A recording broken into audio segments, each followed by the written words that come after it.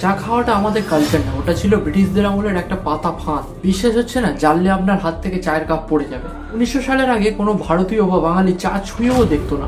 তখন আমাদের সকালটা শুরু হতো দুধ ঘোল, লস্যি বা ফলের শরবত দিয়ে। শরীরও থাকতো চাঙ্গা। কিন্তু ব্রিটিশরা যখন আসামে হাজার হাজার একর চা বাগান তৈরি করলো, তারা তখন বিপদে পড়লো। এত চা কিনবে কে? বিলেত পাঠিয়েও প্রচুর চা নষ্ট হচ্ছিল। তখন তারা তৈরি করলো টি বোর্ড আর শুরু করলো ইতিহাসের সেরা ব্রেন ওয়াশ। হাওড়া, শিয়ালদার মতো স্টেশনে তারা বিনামূল্যে ফ্রিতে মাটির ভাড়ে চা খাওয়ানো শুরু করলো। সাথে একটা মিথ্যে রটালো, চা খেলে নাকি ম্যালেরিয়া হয় না।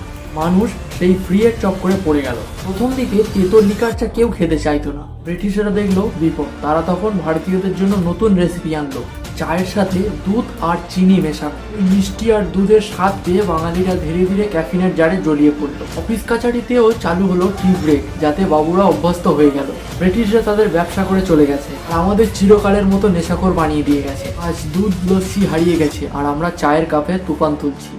একেই বলে মার্কেটিং। সত্যি করে বলুন তো, আপনারও কি সকালবেলা চা না খেলে মাথা ধরে? আপনি দিনে কতবার চা খান? সংখ্যাটি কমেন্টে লিখুন। আর এরকম আরো ভিডিও পেতে আমাকে ফলো অ্যান্ড সাবস্ক্রাইব করুন।